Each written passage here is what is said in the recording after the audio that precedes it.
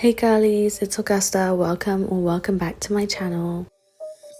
Today I'm going to be showing you how to get this glam golden makeup look. It's perfect for any evening or fancy event and it just makes you look so nice and glowy. Don't forget to subscribe to my channel if you haven't already, and also check out my other socials on TikTok and Instagram. Starting off with a clean face, obviously moisturized, and clipping back the hair, of course, so it doesn't get in the way.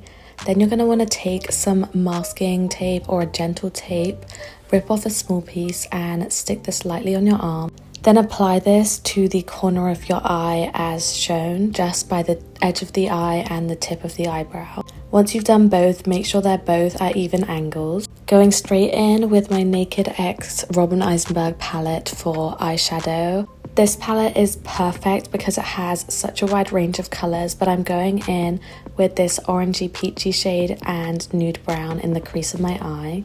Blend this all out really nicely just so that it's covering the whole crease and outside corner up until the edge of the tape. Going in with my Clio nude palette just to touch up and deepen the base a little bit more. Keeping the darker brown nearer the outside corner of the eye so it gets darker as you go towards the edge of the eye. And finally I'm going in with my Morphe nude palette just to deepen it up even more with a darker brown shade.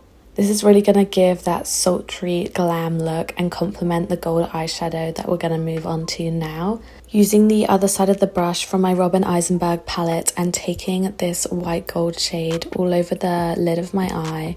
And then I'm going to go in and mix it with this yellow gold shade just to make it really gold and glitzy, going over this quite a lot of times to get a super glittery glam golden look. Then I take my MUA rose gold shimmer highlighter and put this in the corner of the eye just to make the eyes pop and look more open. I find highlighter is more pigmented than eyeshadow for this step. Now for eyeliner, I'm obsessed with the Hourglass Voyeur eyeliner. It's so good that I repurchased it. Using the edge of the tape to trace the wing so that it's a really nice straight line, and it makes it super easy to do the wing of the eyeliner at the same angle on both eyes. Making a medium thickness of the wing and then dragging it down onto the eyelid. The line thins out as it gets closer to the inner corner of the eye. Using tape means that you don't have to worry about it smudging or the wings being uneven, so I highly recommend this makeup pack. Now for my favourite part, where you get to reveal such a sharp line on the edge of the eyes when you take off the tape, and it makes your makeup look so much more crisp and professional. Moving on to the base, I'm actually going to be mixing two base products to get maximum glow and coverage combination. So I'm going in with my e.l.f. Halo Glow in shade 3.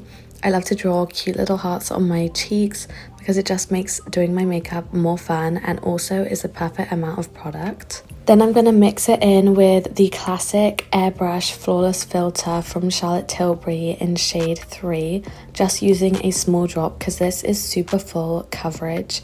And then I'm going to blend these together using my beauty blender from Real Techniques, of course making sure it's damp first. The damp beauty blender will make the products blend so much more seamlessly and give a nice dewy finish, which is what we're going for. Never forget to blend down onto the neck. If you're looking for a dewy base that's also full coverage, then this is definitely what you need. Now I'm going in with my Morphe Nude palette one more time and a thin angled brush, and I use this to line the waterline of my eye instead of using a pencil. This lasts so much longer than pencil, which rubs off so much more quickly. I think it's because the products are powder based in the eyeshadow palette rather than being more waxy in the crayon. But be careful around your eyes, of course. Going in with concealer. This is my favourite concealer. I use it every day from Rimmel London. It's the Multitasker Concealer and I have shade 4 Ivory. Applying it in all the key areas, and then I go in with my W7 contour stick and highlight on my nose, Cupid's bow, and on my cheeks just to get that glow, using the contour side to make my lows look nice and snatched. Then blending it all together with the same beauty blender as before. The better you blend your makeup, the more flawless and professional it's going to look in the end. Also, I'm going to link all the products below on my storefront, so definitely check those out if you're interested. Going in with my Charlotte Tilbury Pillow Talk Matte Beauty Blush Wand for some cream blush. This is super pigmented, so I just apply a small dot on the cheekbones and bridge of the nose, using my Charlotte Tilbury Hollywood complexion brush to blend this all together, blending it in an upwards motion onto the temples. Now for bronzer, because this is such a bronzy glowy look, I'm going in again with my Charlotte Tilbury Airbrush bronzer in shade 2.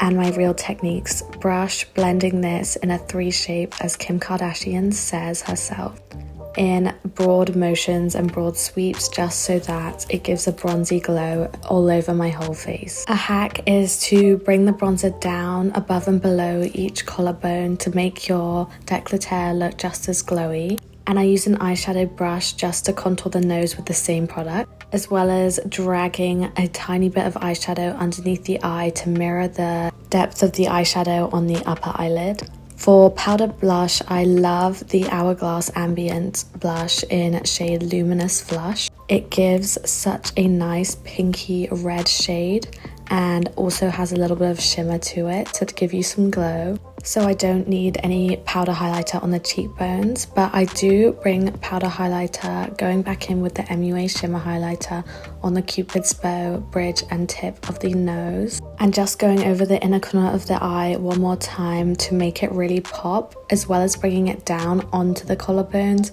to make my chest look nice and glowy again. Of course, I need to set this makeup, so going in with the loose translucent setting powder from Laura Mercier and the flat side of my beauty blender, I like to pat this in a heavy consistency underneath the eyes, as well as alongside the cheekbones just underneath where I apply my bronzer, just to make my face look nice and snatched. I let it bake while I finish my mascara. Another hack is to put it just under the center of your eyebrows so your mascara doesn't smudge. Going in with the eyebrows, I'm using my Maybelline Express Brow Crayon.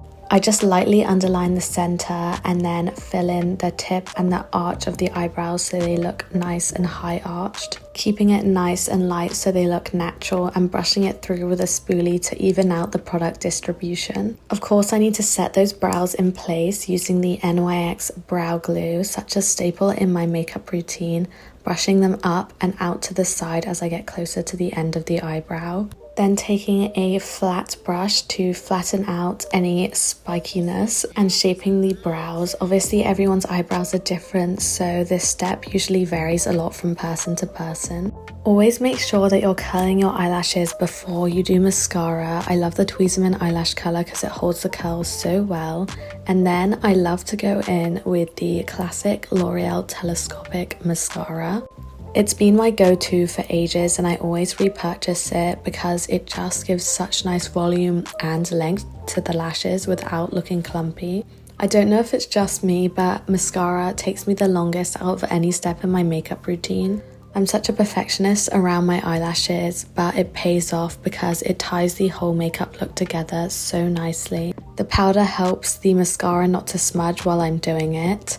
And of course, I'm gonna do the bottom lashes too, just coating them nice and lightly. Now that I've done the mascara, it's time to brush away the excess powder using a big fluffy brush anyone will do.